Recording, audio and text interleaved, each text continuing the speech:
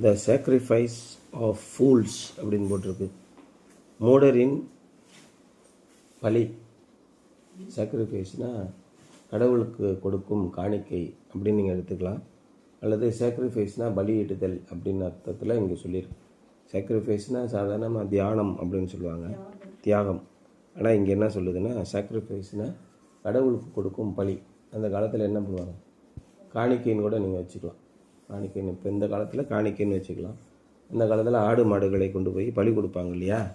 அதை பற்றி இந்த சாலமோன் ராஜாவுடைய பிரசங்கியில் எழுதியிருக்காரு. ஒரு மனுஷன் 2000 வருஷம் வாழ்ந்தாலும் என்ன, ஒரு மனுஷன் அதிக செல்வத்தையும் சொத்தையும் சுகத்தையும் பணத்தையும் சம்பாதித்தாலும் என்ன, அதில் போட்டு ரொம்ப தெளிவாக போட்டிருக்கு பாருங்க. ஒரு மனுஷனுக்கு தேவன் ஐஸ்வர்யத்தையும் சம்பத்தையும் எவனுக்கு கொடுத்திருக்கிறாரோ அவன் அதிலே புசிக்கவும் தன் பங்கை பெறவும் தன் பிரயாசத்திலே மகிழ்ச்சியாக இருக்கவும் அவனுக்கு அதிகாரம் அளிப்பது தேவனுடைய அனுகிரகம். எவ்வளோதான் சொத்து சேர்ந்தாலும் ஒரு வாய் சாப்பிட முடியாமல் இருந்தால் அதனால் என்ன புண்ணியம்? எவ்வளோதான் அறிவு பெருத்திருந்தாலும் அந்த அறிவை அனுபவிக்க முடியாமல் இருந்தால் என்ன புரியும்?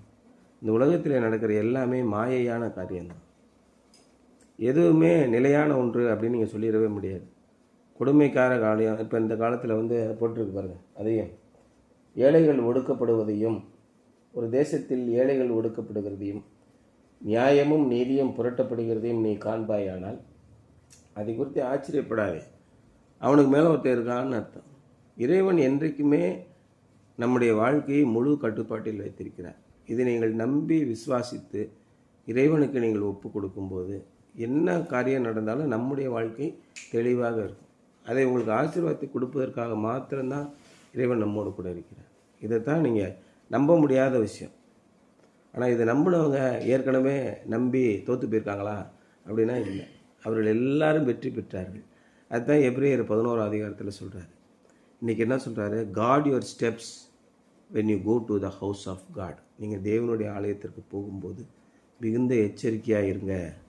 கோ near to listen rather than to offer the sacrifice of fools. அங்கே தேவனுடைய வார்த்தை என்ன சொல்கிறது? தேவனுடைய வார்த்தையை குறித்து என்ன சொல்கிறார்கள்? நம்முடைய வாழ்க்கைக்கு தேவன் என்ன சொல்கிறார் அப்படின்றத நீங்கள் கேளுங்க. ஒரு பிரசங்கியார் போதிக்கிறார், ஒரு பாதிரியார் போதிக்கிறார். அவர் எப்பேற்பட்ட மோசமான மனிதனாக இருந்தாலும் பரவாயில்ல, அவர் என்ன சொல்கிறாருன்னு கேளுங்க. ஏன்னா தேவனால் ஒரு கழுதையை கூட பேச வைக்க முடியும் இல்லையா? அப்சலோமை எதிர்த்து கழுதை பேசிச்சா? அப்போ நம்ம ஸ்பர்ஜன் இல்லையா, அவர் எப்படி ரட்சிக்கப்பட்டார்? புதுசாக ட்ரைனிங் பாதிரியார் ஒருத்தர் வந்திருக்கார். அவர் என்ன சொல்கிறதுனே தெரியல, ப்ரிப்பேரும் பண்ணலை. இயேசு கிறிஸ்துவை நீங்கள் நம்பினால், இயேசு கிறிஸ்துவை நீங்கள் நம்பினால் இதே சொல்லிக்கிட்டு இருக்கார். திரும்ப திரும்ப சொன்னதே சொல்லிக்கிட்டு இருக்கார். ஆனால் அந்த பிரசங்கத்தினால ஒருத்தர் ரட்சிக்கப்பட்டு உலகத்தையே திருப்பி போடத்தக்க மிகப்பெரிய பிரசங்கியாராக மாறினார் இல்லையா? Haden Spurgeon, Charles Haden Spurgeon. அப்பேற்பட்ட ஒன்றுமே இல்லாதவர்களை கொண்டு கூட மிகப்பெரிய மாற்றங்களை தேவனால் உண்டாக்க முடியும். நம்மளாம் வெறும் கருவிகள். அப்படி இருக்கும்போது நீங்கள் தேவனுடைய ஆலயத்திற்கு போகும்போது மிகுந்த எச்சரிக்கையாக, அந்த ஆலயத்தினாலே பலனடைந்தவர்கள் பல கோடி பேர். அங்கே உயிருள்ள தேவன் இருக்கிறார். இன்றைக்கும் நம்மோடு பேசுகிற, நம்மளை கரம் பிடித்து வழி நடத்துகிற ஒருவர் இருக்கிறார்.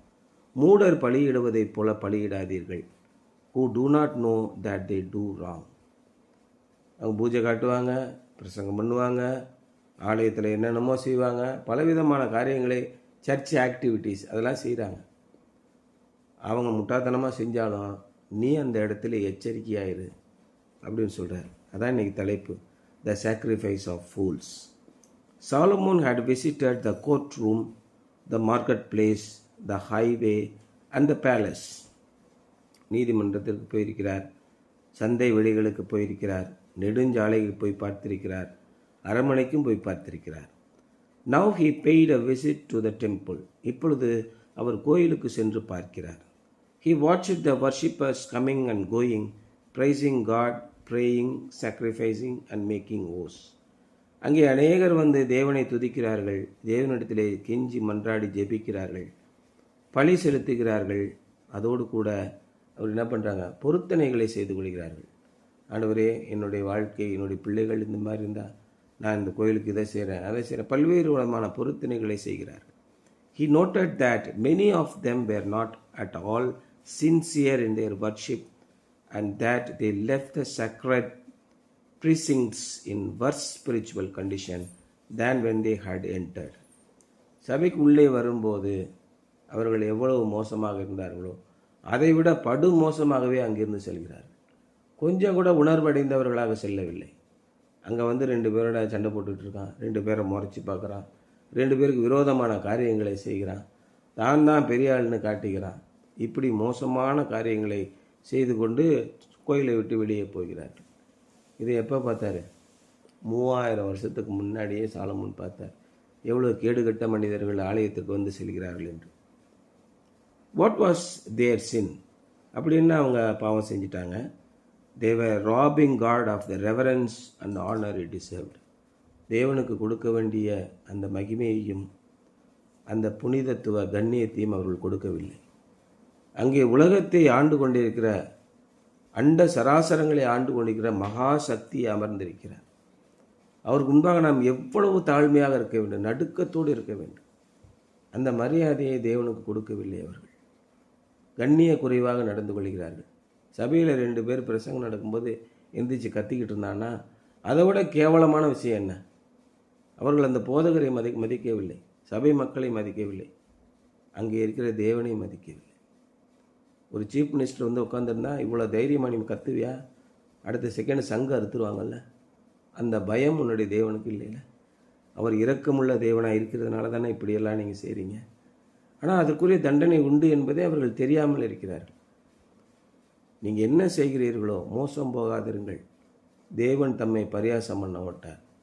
மனுஷன் எதை விதைக்கிறானோ அதை கண்டிப்பாக இருப்பான். தேவனுடைய சமூகத்தில் நீ அயோக்கியத்தனத்தை பண்ணல, உன்னுடைய குடும்பம் அழிந்து போகும். தேவன் பரிதபிக்கிறார், ஐயோ அப்படி செய்யாத, அவன் குடும்பம் அழிஞ்சு போயிடும். நான் நினைச்சாலும் மாற்ற முடியாது, நீ போய் கண்ணியில் போய் மாட்டிக்கிற. Even though God's glorious presence doesn't dwell in our church buildings as it did in the temple, அந்த பழைய காலத்து கோயிலில் தேவனுடைய பிரசன்னம் அப்படியே நிரம்பியது போல நாம் இப்பொழுது இருக்கிற சபைகளிலே, அந்த கட்டிடங்களிலே நிரம்பாவிட்டாலும் கூட believers today still need to heed this warning. இன்றைக்கும் அந்த ஆலயத்திற்கும் அந்த பரிசுத்த ஸ்தலத்திற்கும் இயேசு கிறிஸ்து என்ன சொல்லிட்டு போனார்? எங்கே 2 பேர் அல்லது 3 பேர் என்னுடைய பெயரை சொல்லி நீங்கள் கூடுகிறீர்களோ அங்கே அவர்கள் மத்தியில் நான் இருக்கிறேன். அப்போ இயேசு கிறிஸ்துவ ஒரு 3 பேர், நம்ம 30 பேர் 300 பேர் கூடுகிறோம். கட்டாயம் இயேசு கிறிஸ்து அங்கே நம்ம மத்தியிலே இருக்கிறார். அநேகர் சுகம் பெறுகிறார்கள், அநேகர் ஆசீர்வாதத்தை பெறுகிறார்கள். அப்போ நீங்கள் இயேசு கிறிஸ்து நம் மத்தியிலே இருக்கிறார் என்று நினைத்து மிகுந்த பயபக்தியோடு இருக்க வேண்டாமா? இந்த எச்சரிக்கை நமக்கு பொருந்தும் அப்படின்னு சொல்கிறார். The worship of God is the highest ministry of the church and must come from devoted hearts and yielded wills. தேவனை துதித்து அவரை புகழுவது, அவரை தொழுது கொள்வது நம்முடைய இதயங்களின் ஆழத்திலிருந்து, தேவனுக்கென்று அர்ப்பணித்து கொண்ட இதயங்களின் ஆழத்திலிருந்து, அவருக்கென்று ஒப்புவித்து கொண்ட அந்த விருப்பங்களிலிருந்து வர வேண்டும். For God's people to participate in public worship while harboring unconfessed sin is to ask God's rebuke and judgment. மனம் திருந்தாமல் தைரியமாக முரட்டு குணத்தோடு தேவனுடைய ஆலயத்திலே பங்கு கொள்வது பொருள் என்ன தெரியுமா? உன்னால் முடிஞ்சதை பார்த்துக்க, இன்னும் அழிச்சிருவியா அப்படின்னு தேவனை வெறுப்பேற்றி அவருடைய கோபத்தை மூட்டுவதும் அவருடைய நியாய தீர்ப்பை கொடுத்துப்பாரு அப்படின்னு கேட்குறதுமா இருக்குது அப்படிங்கிறார். For God's people to participate in public worship while harboring unconfessed sin is to ask God for God's rebuke and judgment. Sacrifices are not substitutes for obedience. அப்போது நான் பலிகளை செலுத்துவது என்பது கீழ்ப்படிதலுக்கான ஒரு மாற்றாக அமையாது. இன்றைக்கி நிறைய பேரோட எண்ணங்கள் எப்படி இருக்குது? நல்லா யோசனை பண்ணி பாருங்கள். நான் எப்படி வேணால் என்னுடைய பாவ வாழ்க்கையில் வாழ்ந்து கொள்வேன், காணிக்கை போட்டு விட்டால் போது, சர்ச்சுக்கு செவரு கட்டுறதுக்கு காசு கொடுத்துட்டா போகுது, சர்ச்சில் ஃபங்க்ஷன் நடத்துகிறாங்க அதுக்கு சோறு போடுறதுக்கு 5000 கொடுத்துட்டா போகுது, கடவுளின் மீது பாசமாக இருப்பார்னு நினைக்கிறாங்க. கிடையவே கிடையாது. வெறுக்கிறார் ஆண்டவர். ரொம்ப அவன் அசிங்கப்படுகிறான். நம்ம உடம்பு பூரா சேரும் சகதியமாக மாற்றிக்கிட்டு சர்ச்சுக்கு நடுவில் உட்காந்தா எப்படி இருக்கும்? சாக்கடையில் புரண்டுக்கிட்டு வந்து ஒருத்தன் உட்காந்தா எப்படி இருக்கும்? அந்த அளவுக்கு அருவருப்பான நிலையிலே நாம் இருக்கிறோம். அப்படி தான் சபை போய் மார்ட்டின் லூத்தர் காலத்தில் என்னாச்சு? பாவ மன்னிப்பு சீட்டு விற்க ஆரம்பிச்சிட்டான். துணிகரமாக நீங்கள் என்ன பாவம் வேணால் செய்யுங்க, சர்ச்சுக்கு வாங்க, 1000 ரூபா காணிக்க கொடுங்க போதும் அப்படின்ற நிலைமைக்கு சபையை மாற்றினாங்க. Sacrifices are not substitutes for obedience. Offerings in the hands without obedient faith in the heart becomes the sacrifice of fools. மூடர் பலியிடுவதைப் போல முட்டாள்கள் காணிக்கையை கொண்டு போய் கொடுத்து பரிதானத்தை கொடுத்து இறைவனுடைய ஆசீர்வாதத்தை பெற்றுக்கொள்ளலாம் என்று நினைக்கிறார்கள். அதுதான் பெரியார் சொன்னார், நீ எல்லா ஐக்கியத்தினத்தையும் பண்ணுவ, கோயிலுக்கு கொண்டே காணிக்கை போட்டு புனிதன் ஆகிடுவனியா? அப்போ கடவுள் உங்கள்கிட்ட லஞ்சத்தை வாங்கி ஐக்கியத்தனம் பண்ணிக்கிட்டு இருக்காருன்னு நினைக்கிறியா? யார் கேட்டா? கடவுள் நம்பிக்கை இல்லாத பெரியார் கேட்டார். இன்றைக்கி நம்ம எந்த பாதிரியாராவது சபையில் இது மாதிரி கேட்டால் எல்லாம் போயிடுவாங்க, சல்லி பீஸா காணிக்க வராது அப்படின்னு பயந்துக்கிட்டு யாருமே கேட்குறது இல்லை. அது தெளிவாக சொல்கிறார். Sacrifices are not substitutes for obedience. Offerings in the hands without obedient faith in the heart become the sacrifice of fools, because only fools think they can deceive God. முட்டாள்கள் தான் நாம் இறைவனை ஏமாற்றி விடலாம் என்று நினைக்கிறார்கள். நம்ம கூட ஒரு அக்கா தங்கியிருந்தாங்களே, கல்யாணம் ஆகிறதுக்காக கடவுளை கும்பிடுறது. இறைவன் உள்ளத்தை பார்க்கிறார், மனிதன் முகத்தை பார்க்கிறார். உன்னுடைய உள்ளத்திலே ஆழத்திலே நீ என்ன விதமான சிந்தனை உள்ளது? நம்மளை ஏமாற்றிடலாம், கூட இருக்கிறவங்கள, சொந்த வீட்டில் சோறு சாப்பிட்டவங்கள மறந்துடலாம், ஏமாற்றிடலாம். ஆனால் இறைவனை ஏமாற்ற முடியுமா? Only fools think they can deceive God. கடவுளை ஏமாற்றி வஞ்சித்து விடலாம் என்று நினைக்கிறார்கள். Fools think they are doing good. முட்டாள்கள் நினைக்கிறார்கள் நாங்கள் இறைவனுக்கு காணிக்கைகளை செலுத்தி நன்மையை செய்கிறோம் என்று நினைக்கிறார்கள். But they are only doing evil. அப்படி செய்வதன் மூலமாக அவர்கள் தீமையைத்தான் தங்களுக்கு தாங்களே செய்து கொள்கிறார்கள். And God knows it. தேவனுக்கு எல்லாம் தெரியும், எவன் யோக்கியன் எவன் உண்மையாக. இன்றைக்கி அநேகர், அதான் பவுல் சொல்கிறாரு, போய் அங்கே கம்யூனியன் சர்வீஸ் நடக்குதா, உடனே தட்டப்பட்டான்னு அடித்து ஓடுவானோ. போய் அதில் 2 பேர் இருக்கான், இன்ஃபெக்ஷன் வந்துடுமா, அந்த ரசத்தை குடிக்கும்போது இன்ஃபெக்ஷன் வந்துடுமா, அதனால் போய் குடிச்சிடுவாங்க. அதுக்கப்புறம் எவன் வேணால் குடிச்சு தெளிவிடும். உன் வாயிலேருந்து மற்றவனுக்கு இன்ஃபெக்ஷன் வந்தால் வரட்டும், எனக்கு எவன் வாயிலேருந்து இன்ஃபெக்ஷன் வந்துடக்கூடாதுன்னு புருஷன் முன்னாடி முன்னாடி போய் ஆளாக குடிக்கிறான். நீங்கள் அபாத்திரராய் தேவனுடைய பந்தியிலே பங்கேற்றதன் காரணமாக உங்களில் சிலர் நோய்வாய்ப்பட்டிருக்கிறீர்கள், உங்களில் சிலர் மரித்தும் போயிருக்கிறீர்கள். அபாத்திரராய் தேவனுடைய பந்தியிலே அவசர கோலத்திலே பங்கேற்பது, எந்த விதமான மனந்திருந்தலும் இல்லாமல், இதுக்கு பேர் தான் முட்டாள்தனம். அதான் அவர் சொல்கிறார். And God knows it. யாரெல்லாம் இந்த மாதிரி தவறுகளை செய்கிறார்கள் என்பது இறைவனுக்கு தெரியும். Something to ponder. How can you ensure that your own worship comes from a yielded will. இறைவனுக்கு ஒப்புவித்து விட்ட உங்களுடைய சுய சித்தத்திலிருந்து தான் நீங்கள் இறைவனை தொழுது கொள்கிறீர்கள் என்பதை எப்படி நீங்கள் பார்த்து கொள்வீர்கள்? உங்களை முற்றிலுமாக ஒப்படைத்து விடுங்கள், நடுங்கி பணிந்து விடுங்கள் அவருடைய சமூகத்தில். தேவன் வானத்தில் இருக்கிறார், நீயோ பூமியில் இருக்கிறாய். ஆகவே உன் நடைகளை காத்துக்கொள். 1ஆம் வசனம் என்ன போட்டிருக்கு?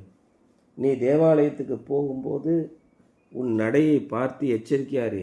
எப்படி ஸ்டைலாக நடக்கிறியா, ஆடம்பரமாக நடக்கிறியா, 58 பவுன் செயினை போட்டுக்கிட்டு டொயோட்டா காரில் வந்து இறங்கினா உன்னை எல்லாரும் வேடிக்கை பார்க்கணுன்னு பெருமையும் கர்வமாக நடந்துக்கிட்டு இருக்கியா? நீ தேவாலயத்துக்கு போகும்போது உன் நடையை காத்துக்கொள். மூடர் பலியிடுவதை பலிவிடுவதை போல பலிவிடுவதை பார்க்கிலும் செவி கொடுக்க சேர்வதே நலம். தாங்கள் செய்கிறது தீமை என்று அறியாதிருக்கிறார்கள். முட்டாள்தனமாக போய்கிட்டு இருக்காங்க. That is the sacrifice of fools. நாம் அப்படி இருக்கக்கூடாது அப்படிங்கிறது தான் இன்றைய சிந்தனை. சரியா?